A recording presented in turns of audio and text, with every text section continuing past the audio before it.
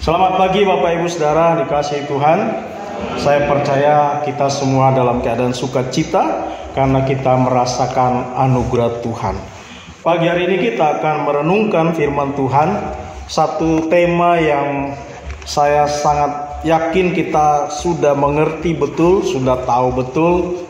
Kalau berbicara tentang kasih, maka sudah seharusnya setiap orang Kristen, setiap orang percaya sudah mengerti apa yang dimaksud dengan kasih.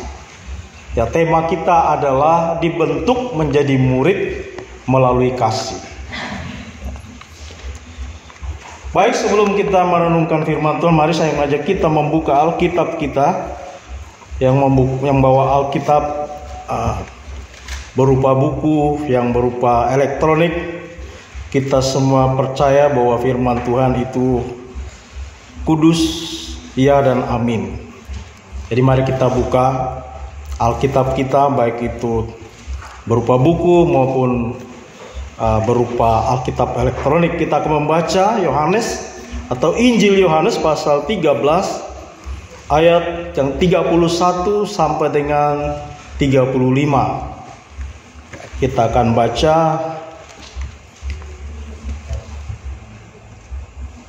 secara bergantian, saya ayat yang ganjil dan Bapak Ibu Saudara membaca ayat yang genap. Dari ayat 31 sampai 35, Injil Yohanes pasal 13, perikop bacaan kita perintah baru. Sesudah Yudas pergi, berkatalah Yesus, "Sekarang anak manusia dipermuliakan dan Allah dipermuliakan di dalam dia.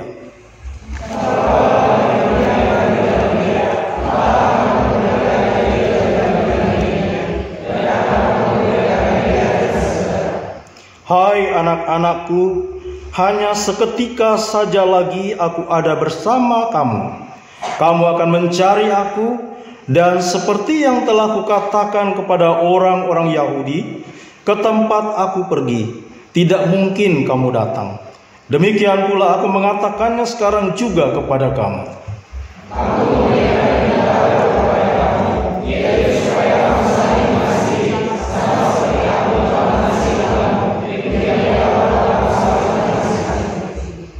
Dengan demikian semua orang akan tahu bahwa kamu adalah murid-muridku, yaitu jikalau kamu saling mengasihi."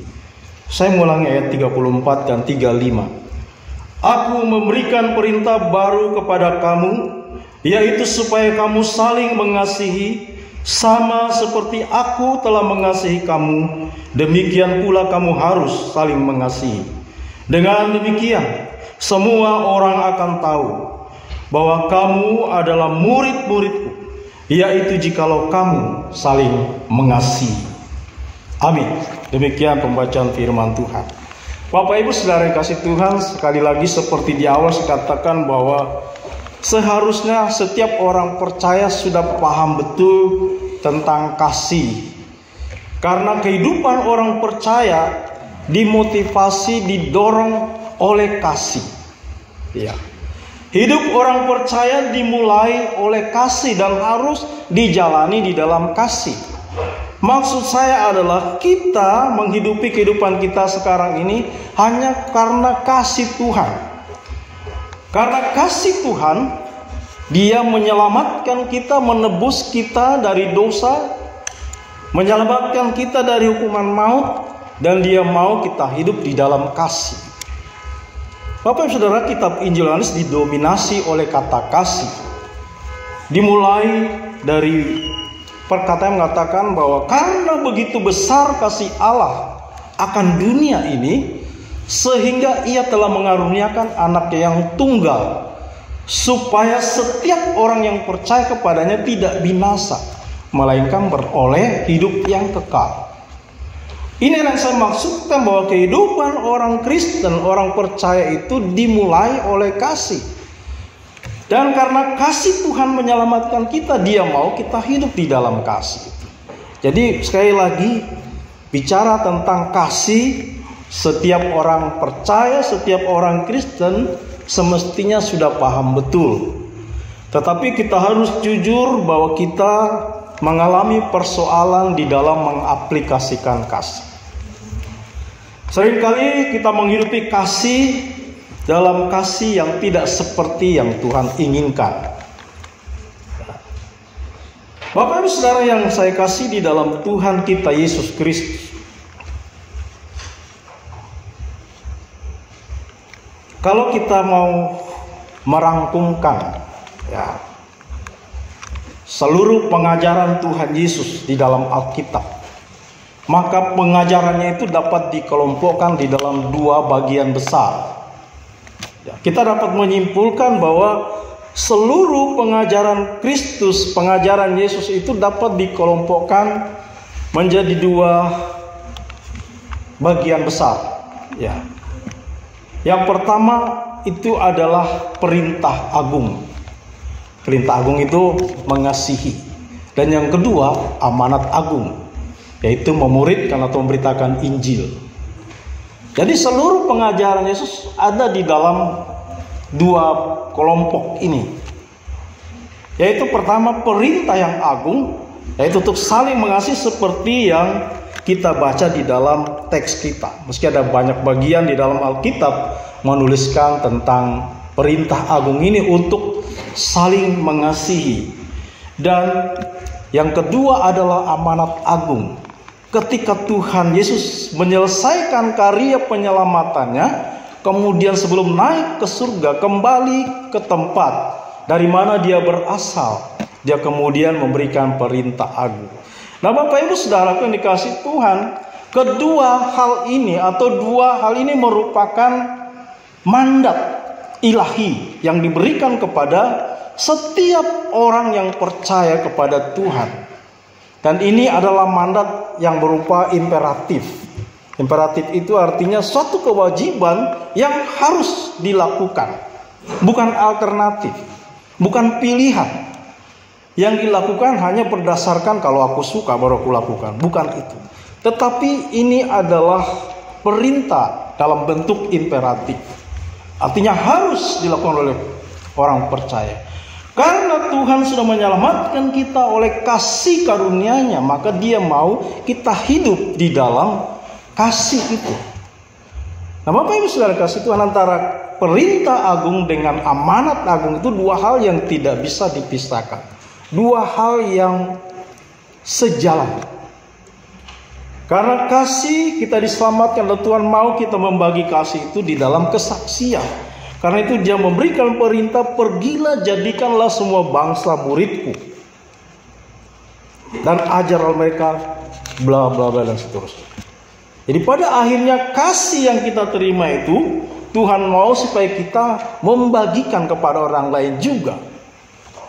Bapak Ibu Saudara yang saya kasih di dalam Tuhan Kristus, bacaan kita merupakan bagian terakhir ketika Tuhan Yesus menjelang akan naik ke atas bukit Golgota, akan naik ke atas kayu salib, dan Dia memberikan perintah apa yang ditulis di dalam Injil Yohanes pasal 13 ini.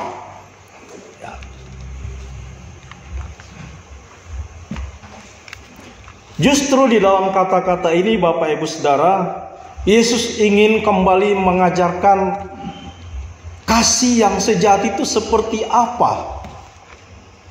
Karena sebelum Kristus itu sebenarnya orang-orang Yahudi dalam perjanjian lama sudah mengenal kasih. Karena katakan kasihilah orang yang mengasihi kamu. Kemudian ada mata ganti mata, gigi ganti gigi. Konsep tentang kasih sudah ada sebelumnya. Tetapi sebelum Kristus Yesus menyelesaikan karya keselamatannya, Dia ingin kembali menyegarkan kepada murid-muridnya, kepada setiap orang percaya termasuk kita, bahwa kasih yang sejati itu seperti ini. Di dalam bagian ini kita akan belajar. Bapak Ibu Saudara kasih Tuhan, di dalam bagian ini Yesus ingin menunjukkan bagaimana seharusnya kasih yang benar itu harus dipraktekkan. Kita bisa melihat di dalam ayat ini Bapak Ibu, paling tidak ada 4 hal bagaimana seharusnya kasih. Dan yang pertama adalah kasih itu berdaya tahan atau memiliki daya tahan, mempunyai ketahanan. Ya, kasih memiliki daya tahan. Bapak Ibu sekalian kasih Tuhan, kebanyakan kasih orang atau kasih manusia itu gampang sekali luntur, gampang sekali berubah. Ya, apalagi ketika kita disakiti, apalagi ketika kita dikecewakan, dikhianati, maka kasih kita itu akan luntur, Bapak Saudara. Ya. Nah, dalam hal ini Tuhan Yesus ingin memberikan teladan kepada murid-muridnya waktu itu, ya, dan kepada kita yang hidup di zaman ini. Bagaimana dia memberikan teladan tentang kasih yang tidak berubah itu, ya, kasih yang tidak goyah. Walaupun waktu itu Yesus betul-betul menyadari bahwa akan terjadi pengkhianatan. Sebentar lagi dia akan dikhianati oleh Yudas. Bahkan sudah terjadi, karena di dalam teks kita ditulis sesudah Yudas pergi. Jadi ketika dalam perjamuan malam itu Yesus sudah mengatakan, salah satu di antara kamu akan mengkhianati aku. Lalu murid yang dikasih itu, Yohanes penulis Injil ini, kemudian diperintahkan oleh salah seorang, coba tanyakan siapa yang akan mengkhianati. Tapi rupanya mereka tidak mengerti. Padahal Yesus yang dalam sekalian yang akan menerima roti dariku, dialah kau. Nah, ketika itu Yesus mengatakan, Yudas pergilah, perbuatlah apa yang hendak kau perbuat. Tapi sampai di situ murid juga tidak mengerti bahwa yang dimaksud ini dia. Yang mereka pikir adalah karena Yudas Iskariot itu bendahara, dan mereka dipikir disuruh pergi membeli apa persiapan untuk perjamuan. Yang tidak mengerti. Jadi Yesus ingin menegaskan bahwa kasih yang sejati yang harus dipraktekkan itu seperti yang dia teladankan. Meskipun dia akan dikhianati, meskipun dia akan disangkal, karena kemudian bukan hanya Yudas Iskariot, Sang Petrus pun yang suka gagah perkasa suka tampil ke depan, dia kemudian juga mengkhianati, bahkan menyangkal Tuhan. Dan bukan hanya Yudas dan Petrus, semua murid-murid dikatakan, mereka semua pergi meninggalkan Yesus. Nah, dalam keadaan sebelum semua itu terjadi, Yesus ingin menjelaskan kasih yang sejati itu seperti apa. Meskipun kamu sudah mengerti konsep kasih, tetapi kasih yang sesungguhnya itu seperti yang aku lakukan. Nah, Bapak Ibu saudara kasih Tuhan, Yesus di dalam bagian kita ingin memberikan, dikatakan bahwa sesudah Yudas pergi berkatalah Yesus, aku memberikan perintah baru kepada kamu. Untuk apa? Untuk saling mengasihi. Nah, Bapak Ibu saudara, yang menarik di sini adalah perintah baru. Saya tadi katakan bahwa sebelumnya konsep tentang kasih itu sudah dimengerti oleh orang-orang Yahudi, oleh umat Tuhan. Lalu maksudnya apa dengan perkataan perintah baru? Perintah untuk saling mengasihi satu dengan yang lain itu bukanlah perintah yang baru, tetapi perkataan baru di sini maksudnya adalah segar, ya, ada penyegaran. Ya. Jadi kasih orang-orang percaya, kasih orang-orang Kristen itu harus selalu segar, ya, sepanjang hidup. Harus selalu segar kepada orang lain, harus selalu baru, tidak luntur, tidak goyah, ya. Meski orang-orang di sekitar kita mengecewakan, meski orang di sekitar kita mengkhianati kita, tetapi kasih itu tidak boleh luntur, tidak boleh goyah. Karena itu kasih sejati harus memiliki daya tahan, tidak boleh dikalahkan oleh situasi kondisi yang ada sekitarnya. Ya. Kasih Yesus tidak berubah, kan meski dia dikhianati oleh orang-orang terdekatnya. Mereka telah bersama-sama 3 tahun lebih, tapi dia juga harus dikhianati. Tetapi kasihnya tidak berubah. Itu sebabnya di dalam Perjanjian Lama ada satu tulisan dari Yeremia di dalam Ratapan 3 ayat 22 sampai 23 berbicara bahwa kasih Tuhan yang kasih itu, Allah yang adalah kasih itu tidak berubah. Kasihnya tidak berubah. Kondisi manusia tidak merubah kasih Tuhan. Ya. Respons manusia tidak mengubah kasih Tuhan. Dikatakan tak berkesudahan kasih setia Tuhan, tak habis-habisnya rahmatnya, selalu baru tiap pagi, besar kesetiaan. Dan Tuhan menunjukkan bahwa kasih yang aku praktekkan itu kasih yang tidak berubah.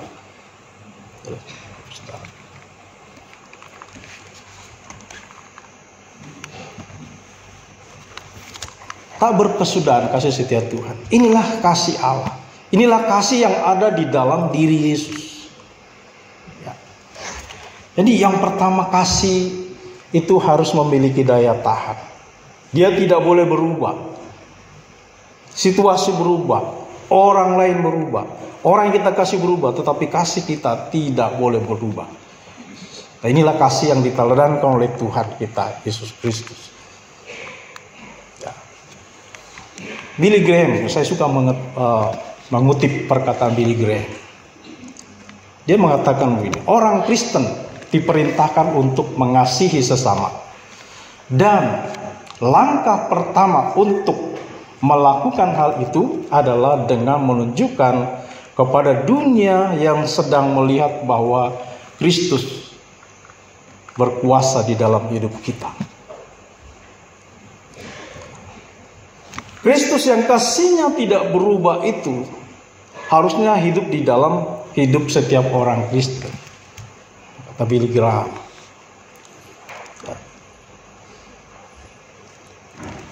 Jadi Bapak Ibu Saudara, orang Kristen itu diperintahkan, perintah agung yaitu untuk saling mengasihi. Dan kasih kepada orang lain itu tidak boleh berubah. Apapun situasinya, apapun kondisinya, kasih kita kepada sesama itu tidak boleh berubah.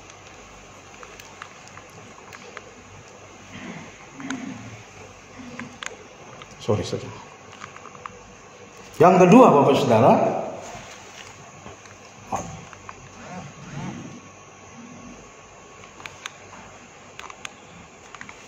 kasih itu bukan hanya teori tetapi aksi. Jadi bagaimana kasih itu? Dia harus sebuah aksi. Aksi artinya dipraktekkan, bukan sekadar konsep atau teori. Yang saya katakan bahwa pada umumnya umat Tuhan perjanjian lama sudah mengerti tentang kasih. Konsep tentang kasih, rumusan tentang kasih itu semua orang hampir tahu. Kita semua tahu kasih itu seperti apa. Tapi kebanyakan kasih itu berhenti pada konsep saja. Berhenti pada teori saja. Sehingga akhirnya orang bilang, teori. Jadi NATO gitu. No action, talk only. Tetapi kasih yang Tuhan ajarkan, yang Yesus ajarkan itu harus sebuah aksi. Harus sebuah praktek hidup. Bukan sekadar teori.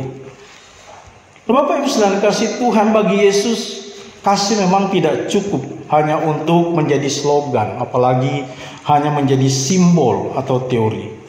Ya, tetapi harus melekat di dalam gaya hidup murid-murid Tuhan. Karena untuk itulah Tuhan memanggil pengikutnya, memanggil muridnya, supaya mereka dibentuk menjadi orang-orang yang akan mempraktekkan kasih, bukan sekedar memiliki konsep kasih itu. Kita semua orang percaya dipanggil supaya kita boleh mempraktekkan kasih itu. Aku sudah mengasihi engkau, maka kasihilah orang lain. Akhirnya nanti bermuara kepada memberitakan Injil, memberitakan kasih. Ya. Kasih harus melekat menjadi gaya hidup murid-murid Tuhan. Sehingga itu akan menjadi ciri khas orang Kristen. Ya. Orang di luar kita pun tahu bahwa orang Kristen itu hidupnya oleh kasih. Karena kasih karunia kamu diselamatkan bukan hasil usahamu, bukan hasil pekerjaanmu. Karena Efesus 2 ayat 8 sampai 10. Jadi, hidup orang Kristen itu memang diawali dari kasih Allah dan kita harus hidup di dalam kasih itu. Di dalam ayat 34 dikatakan supaya kamu saling mengasihi sama seperti aku telah mengasihi kamu. Jadi Allah kita yang kekal, yang transenden itu ya kemudian berinkarnasi. Jadi konsep Allah adalah kasih itu sudah dimulai dari kekekalan. Nah, karena kasihnya itu dia datang ke dalam dunia. Karena kasihnya dia mau menyelamatkan manusia apapun risikonya. Ya. Dan dia bukan sekadar konsep kasih, tetapi dia mempraktikkan ini loh kasih. Ya. Ini loh kasih. Dan aksinya dia harus naik atas kayu salib. Dia harus menanggung sesuatu yang sebenarnya bukan dia yang harus menanggung. Tetapi karena kasihlah yang mendorong dia naik ke atas kayu salib. Dan kasih itulah yang menyelamatkan kita. Kita tidak punya kualifikasi untuk diselamatkan. Kita tidak punya kualifikasi untuk menerima keselamatan. Hanya karena kasih Tuhan. Jadi kasih harus menjadi sebuah aksi, bukan teori.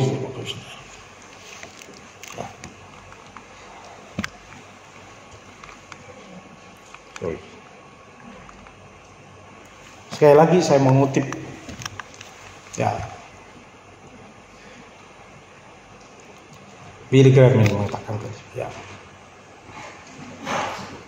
bahwa orang Kristen diperintahkan untuk mengasihi, dan langkah pertamanya adalah untuk menunjukkan bahwa ini loh Kristus. Orang Kristen itu adalah gelar dari keadaan dia sebagai pengikut Kristus. Nama Kristen itu adalah nama panggilan untuk orang mengikuti Kristus. Mengikuti Kristus berarti mengikuti jejak-jejak Kristus. Dan apa yang Yesus lakukan? Dia tidak hanya ada dalam konsep terkasih, tapi dia melakukannya. Bagaimana dia menerima orang-orang lain yang begitu lemah, yang termarginalkan. Bagaimana Yesus bergaul dengan mereka, menerima mereka apa adanya. Nah, Bapak Ibu Saudara, kita dipanggil untuk mempraktekkan kasih, bukan sekedar sebagai konsep, sebagai teori. Jadi, yang ketiga, apa itu kasih? Kasih yang sejati adalah kasih agape. Agape. Kasih agape adalah kasih yang rela berkorban tanpa pamrih. Ya.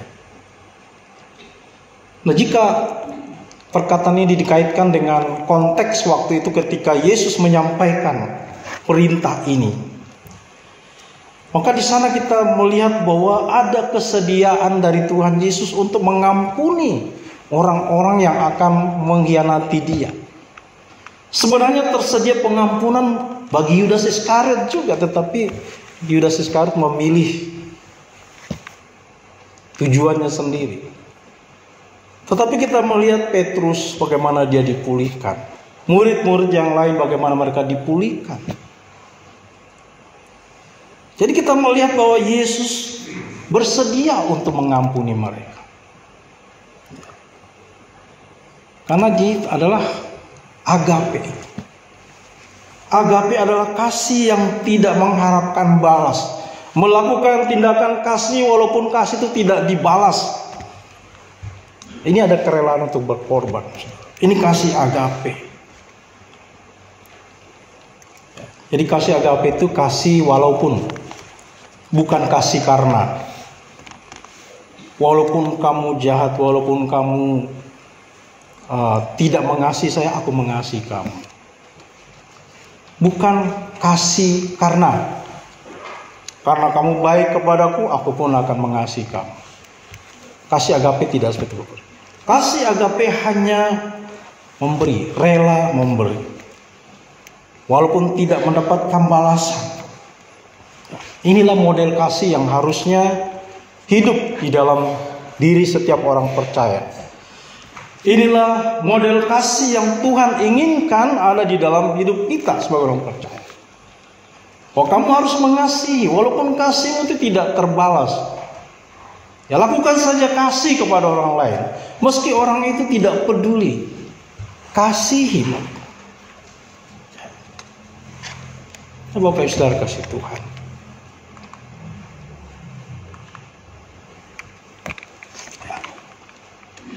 Billy Graham mengatakan kasih agape itu adalah kasih yang tidak mementingkan diri sendiri. Kasih yang Allah ingin kita miliki bukan sekadar suatu emosi, ya, tetapi suatu tindakan nyata, ya, yang didasarkan pada kehendak. Memang ada kemauan.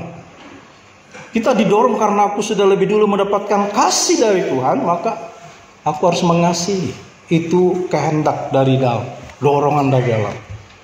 Suatu keputusan bebas, tidak dipengaruhi oleh apapun. Karena kamu tidak. Tetapi aku sudah lebih dulu menerima kasih, maka aku mengasihi kamu.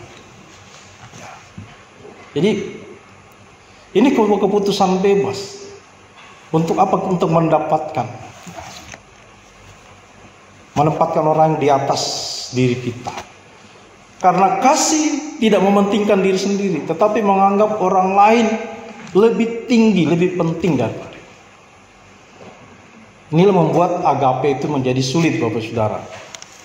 Pada umumnya kita manusia ingin berada di atas orang lain. Pada umumnya kita inginnya itu dianggap lebih penting daripada orang lain.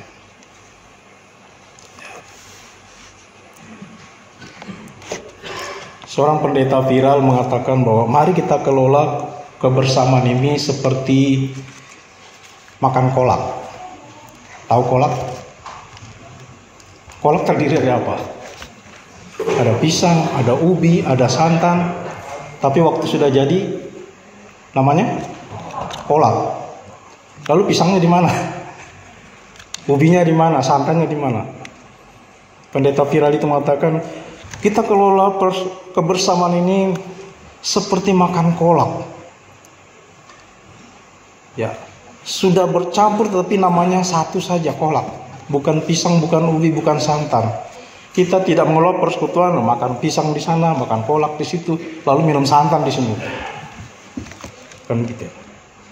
Jangan mengelola kebersamaan seperti minum kopi. Ini kata pendeta viral itu ya, saya mengutip. Kopi apa? Terdiri dari kopi, gula, air. Tapi sudah jadi namanya kopi. Lalu gulanya kemana?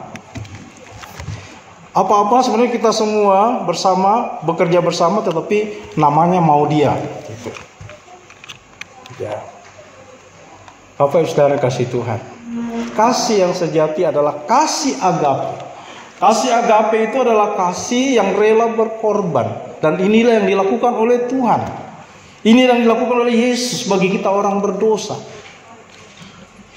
Ya. Kalau saya mungkin berkata Tuhan tidak berkepentingan dengan kita orang berdosa sebenarnya. Ya. Tapi karena dirinya adalah kasih, karena diri Allah itu adalah agape, maka situasi, kondisi kita manusia tidak mempengaruhi dia untuk tidak mengasihi kita. Dan dia melakukan kasihnya tuntas di atas kayu salib. Yang mengatakan sudah selesai.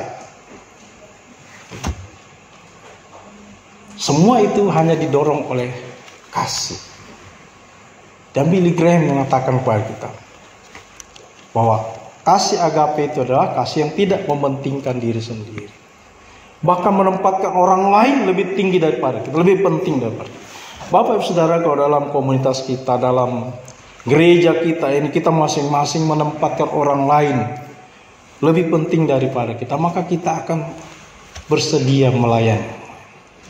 Tetapi kalau kita mengerasa diri saya harus lebih tinggi, saya harus lebih dimuliakan, maka kebersamaan tidak akan berlangsung lama, Bapak Saudara. Tetapi sekali lagi, kalau kita memiliki pemahaman bahwa kita memiliki kasih agape yang sudah lebih dulu Tuhan lakukan kepada kita, maka kita akan menganggap orang lain itu penting, saudara. Ya. Kita tidak akan pernah meremehkan orang lain. Kita tidak akan pernah menganggap orang lain tidak berguna. Tapi apapun dia, dengan segala kekurangan dan kelebihan, maka kita akan menerima. Kita akan menempatkan bahkan dia berada di atas kita. Dan disinilah akan ada kerelaan untuk melakukan sesuatu.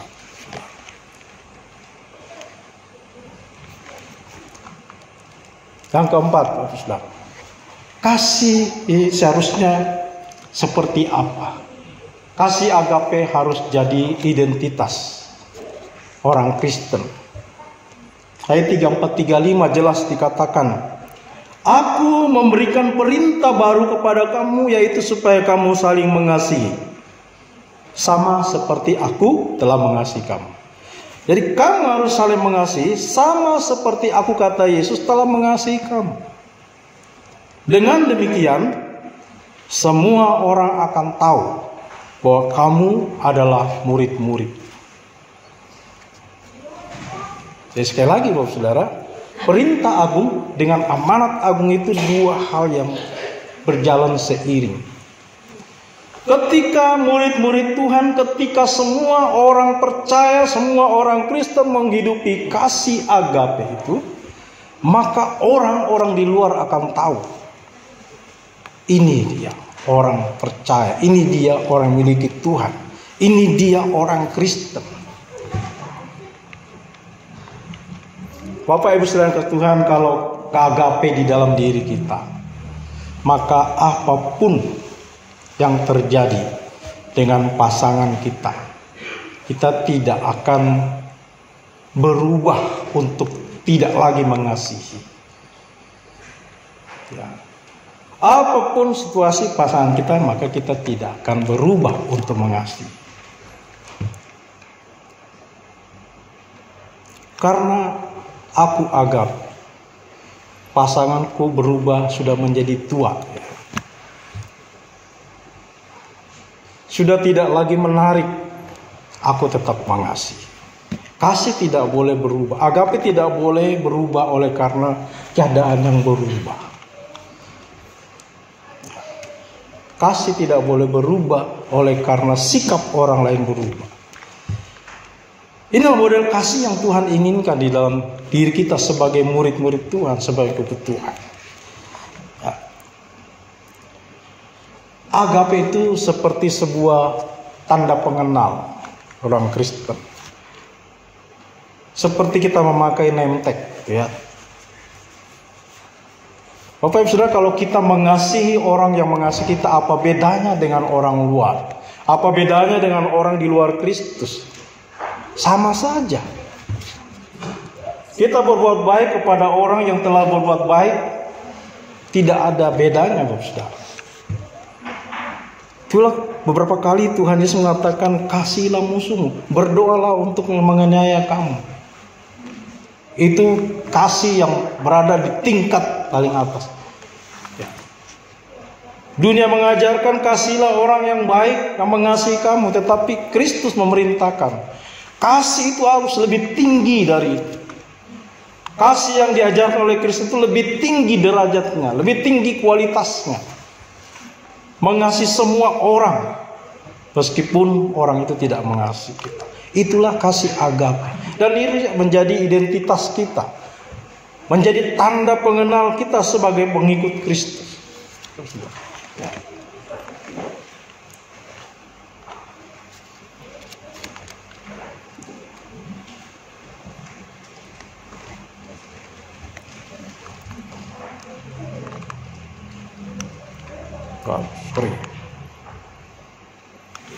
Ya, saya memang suka mengutip Billy Graham.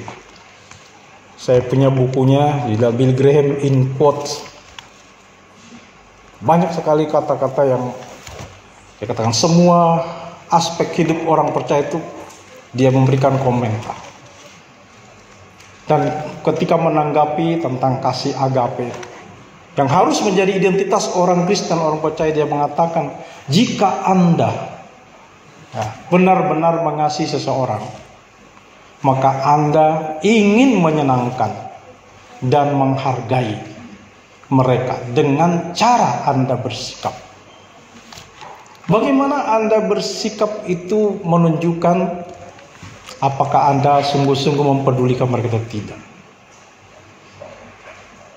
Yang saya katakan begini, bahwa cara kita memperlakukan seseorang itu akan terlihat apakah kita memiliki agape atau tidak.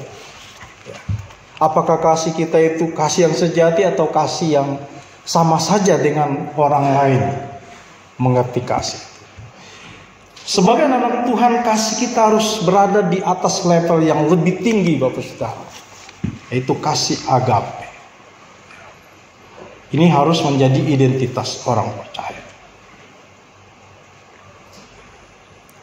Kasih agape harus menjadi tanda yang akan dilihat oleh orang di luar. Dan ketika orang luar melihat, maka ini akan terjadi apa yang namanya amanat agung. Kita sedang memberitakan amanat agung. Dengan mempraktikkan agape itu, maka otomatis kita akan memberikan kesaksian kepada orang di luar. Oh, di sini, di komunitas orang Kristen inilah ada damai sejahtera, ada penerimaan. Ya. Menerima orang lain apa adanya. Tidak ada pengkotak-kotakan. Bapak Saudara, kasih agape bisa diterapkan dalam seluruh segi aspek hidup kita. Dalam berkeluarga, dalam bersahabat, dalam bersosialisasi. Kalau agape itu menjadi identitas kita, menjadi tanda pengenal kita, maka tidak akan terjadi seperti yang viral baru-baru ini, Saudara. Kalau suami punya agape, maka tangannya tidak akan pernah menyentuh istrinya.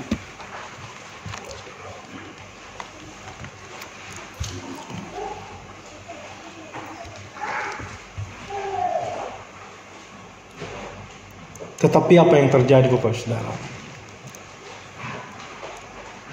Justru orang-orang yang mengerti, justru orang-orang yang mengajarkan agape harus memperlihatkan satu tindakan yang sama sekali bertolak belakang dengan agape.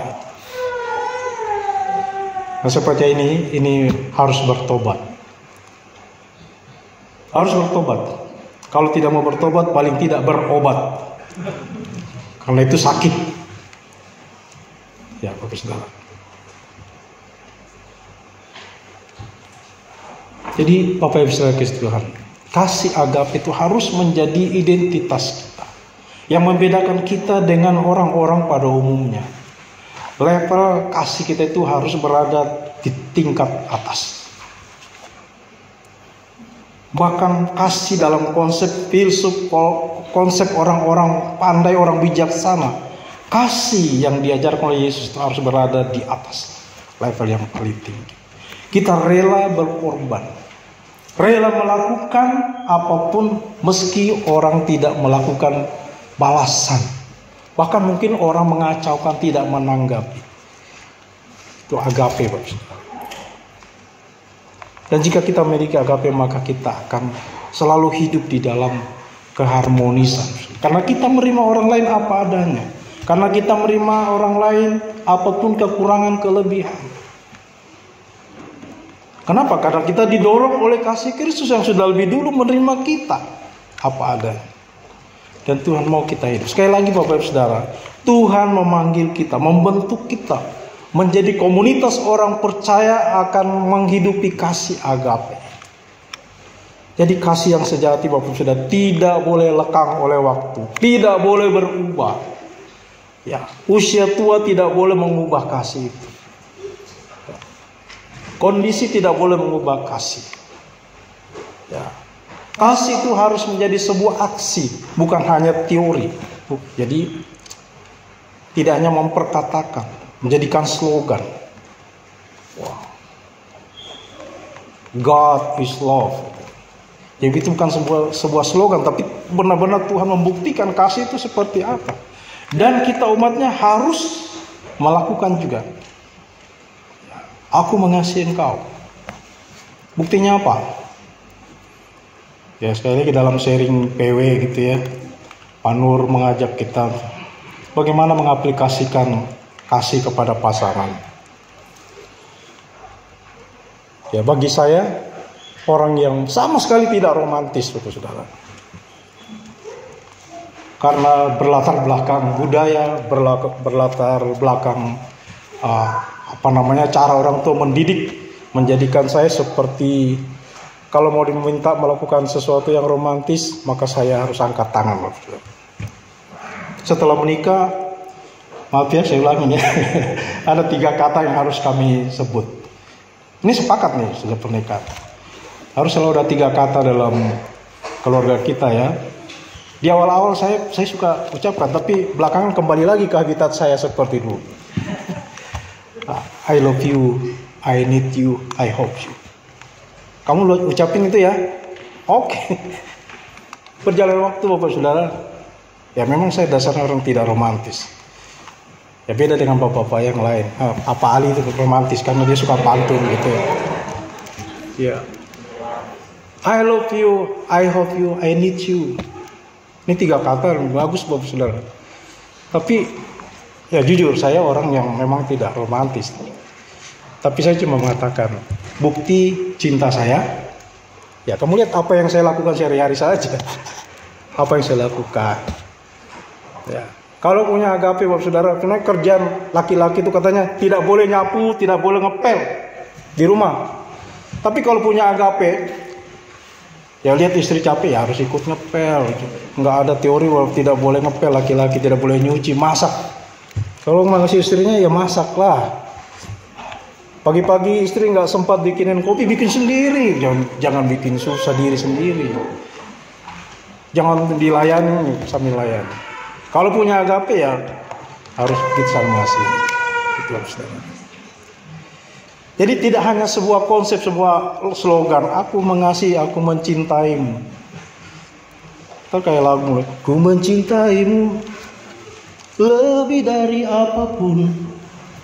Tapi jangan diteruskan, kan itu kekasih gelapnya gitu ya. Kita bukan kekasih gelap, tetapi nyatakanlah kepada pasangan kita masing-masing. Aku mencintaimu lebih dari apapun. Artinya melakukan maksimal gitu ya.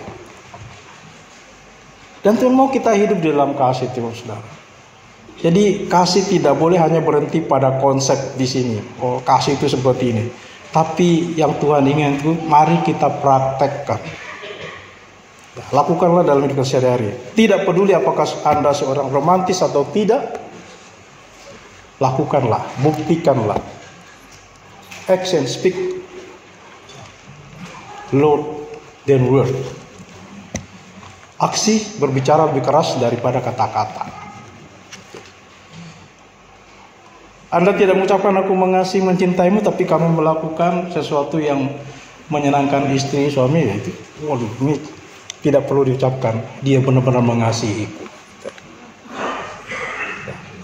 Bapak saudara, yang ketiga, kasih itu harus kasih agape. Dan agape itu harus menjadi identitas. Identitasnya setiap saat itu dilihat oleh orang lain pada diri kita. Oh, ini dia orang mengasihi. Kasih agape harus menjadi identitas orang percaya. Wah, ini kalau terima kasih Tuhan Yesus memberkati, langsung kebangunan rohani terjadi. Ya, mari Bapak Ibu Saudara, kita dipanggil, kita dipilih oleh Tuhan, bukan tanpa tujuan. Jadi kita selalu menyadari bahwa kita dipanggil menjadi orang percaya bukan tanpa tujuan. Tuhan bilang, aku sudah memberikan kasih. Berikanlah kasih itu kepada orang lain. Kasih itu menular. Tetapi kasih seperti apa? Tuhan mau kita hidup di dalam kasih agape. Kasih yang tanpa pamrih. Meski tidak dipuji, meski orang tidak bertepuk tangan, lakukanlah kasih itu. Dan yang paling dekat kepada pasangan kita masing-masing, kepada komunitas kita masing-masing. Dan dengan demikian orang lain akan melihat luar biasa. Jemaat GSR Bekasi, TOP, BGT, ya. Kasihnya luar biasa. Bukan hanya di konsep, tetapi benar-benar kelihatan bagaimana mereka saling mengasihi, saling menghormati, saling menempatkan orang lain itu di atas dirinya. Dia tidak menganggap dirinya lebih penting daripada orang lain. Ya. Saudara. Thompson tidak lebih penting daripada jemaat-jemaat. Majelis tidak lebih penting daripada. Kita semua sama. Mari kita saling melakukan agape, supaya kita hidup di dalam harmonis. Dan ketika kita hidup harmonis, Tuhan memerintahkan berkat. Amin.